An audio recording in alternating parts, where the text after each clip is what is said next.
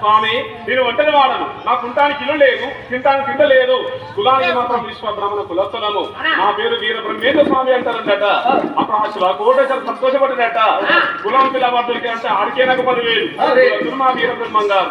నాయన నీకు ఇల్లు లేకున్నా ఏమి లేదు, అన్నదమ్ములు చూడబుట్టిన వాళ్ళు ఎవరూ లేకున్నా ఏమి లేదు, నా యావరాశిమతో నీకు ఇస్తాను, నా కులస్తులు దొరికామంటే ఆడికే నాకు 10,000 స్వామి, నా ఇంటికి రండి అని బ్రహ్మంగా తీసుకొని వీర బ్రహ్మంగా శివకోటి చరిత్ర కలిసి ఇంటికి ఎలా వస్తున్నారు నాయన.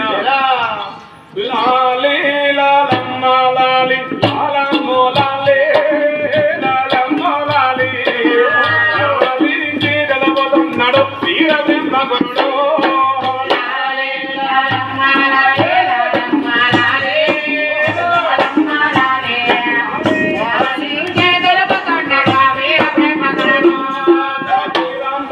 కోటయ్య సారి ఇంటికి వచ్చినాడా పాటుకొని అన్నానికి లెండే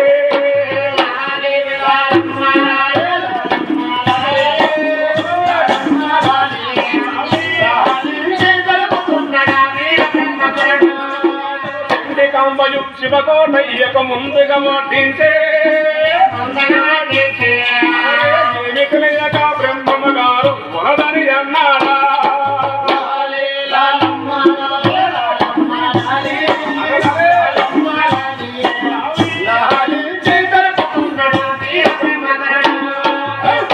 నేను తెచ్చిన రాజీ పంకైడు గెమ్మో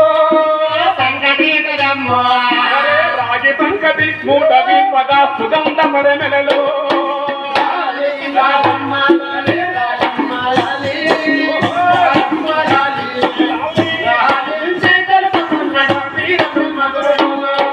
పంచభక్ష పరమన్నములాగే అప్పుడుండినట్టు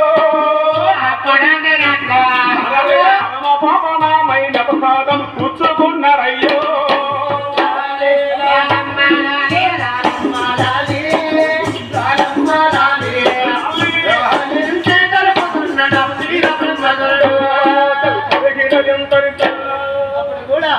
ఆ స్వాముల వారు ఇంకా ఏమని చెప్తూ ఉన్నారు? నీవు కులస్తునుంటున్నావు అంతే చాలు, మా ఇంటికి రండి అదే నా బిడ్డని తినకి పెళ్లి చేస్తానన్నాడు శివుడు ఇచ్చారు. అప్పుడు స్వాముల వారు అన్నాడు ఏమని? ఏమయ్యా నీ ఎక్కడ మిత్తాన్ని నన్ను రమ్మంటున్నావు, రేపు రోజు నాడు ఇల్లు లేనివాడు ఆకి లేనివాడంటే పడేవాడిని కాదు నేను, అయినా ఇంట్లో నిలవలేక ఉండేవాడిని కాదు, పెళ్లి అయిన తర్వాత నీ బిడ్డను నా ఇంట్లో పంపించిన వాడిని వస్తా లేకపోతే కాదన్నాడు. చూడు నాయన, నీవు వయసులో చిన్నవాడు, నేను పెద్దవాడును, అయినా నీ చేతులు పట్టుకొని బ్రతికిలాడుతున్నాను, ఇదే కాళ్ళు అనుకోని నా మాట మన్నించి నీవు మా ఇంటికి వస్తే నా బిడ్డనిచ్చి నీకు నిశ్శబ్దం. అప్పటికైనా ఇప్పటికైనా ఆడపిల్ల జన్మించడం తల వంపులు ఎవరికైనా లక్షాధికారి భిక్షాధికారి కాళ్ళు పట్టుకుని బదిలాడాలి. ఆయన చేతులు పట్టుకుని ఈ కాళ్ళను స్వామి రాండి మా ఇంటికని బదిలాడాడు. వయసులో పెద్దవాడు చేతులు పట్టుకుంటే కాళ్ళు పట్టుకుని తెలివా ఇంతకంటే నిలిమిత్తులు బతికాలించుకోరాదని చెప్పి ఆ స్వాముల వారు సురుకుడిచ్చారు వెనకాల అదే సాధు బట్టలతోటి సంఖ్యకు జోలి వేసుకుని వచ్చాడు. వచ్చి శివకుడిచా ఇంట్లో సిలుకయ్యకు సంఖ్య జోలి కలిగించి గంగలో ప్రాణమైనటువంటి బ్రహ్మంగారు శివకుడిచ్చాడు. అక్కడ చెండికామ వంటలు చేస్తుంది. కొత్తగా మా అల్లుడు మా ఇంటికి వస్తుండు, ఆ వగాయ కూరగా పిండి వంటలు చేస్తుండగా ఆ సంఖ్యకు జోలి మాత్రం గొడవ కలిగించాడు.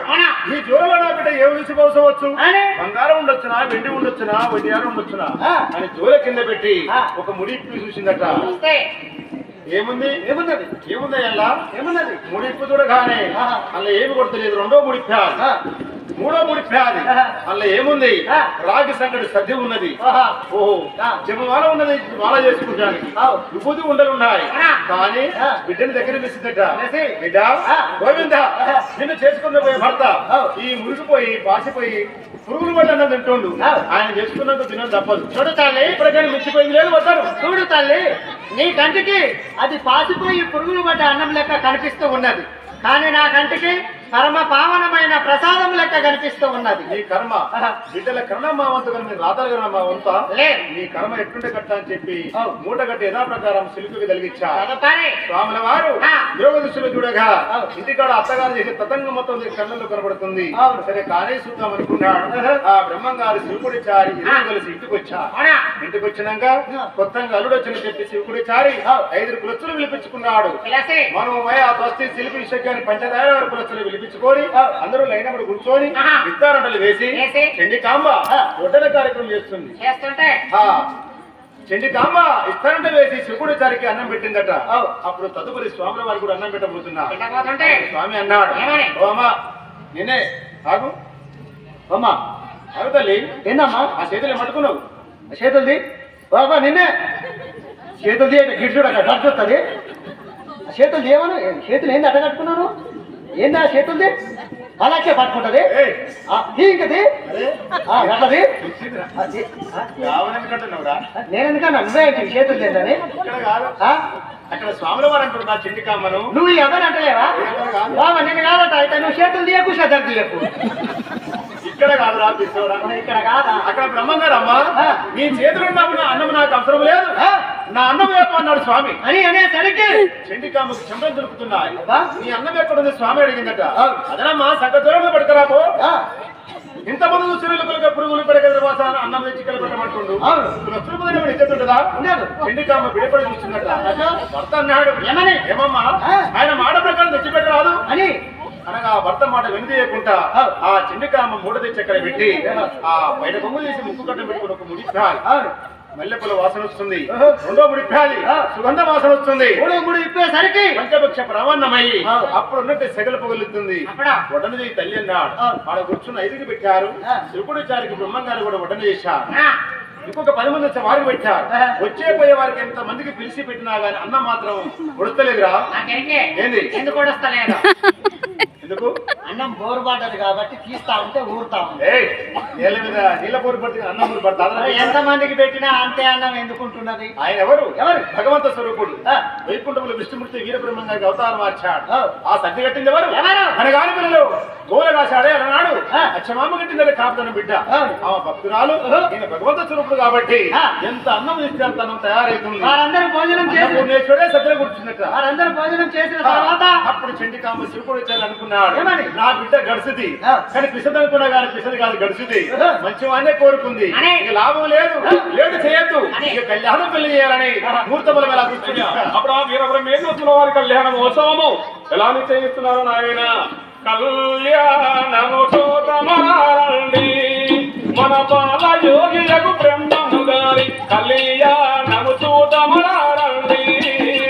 కళ్యాణము చూతమారండి మన బాల యోగిలకు బ్రహ్మము గారి కళ్యాణము చూతమారండి. మన బాల యోగిలకు బ్రహ్మము గారి కళ్యాణము చూతమారండి.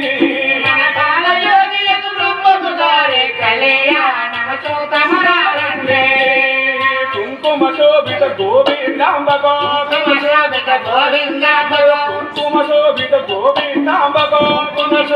గోవిందాంబగో, సంకటహరుడట స్వాముల మారట,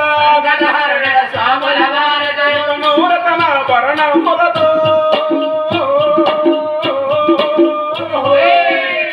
నూరతన భరణములచే జలకారించే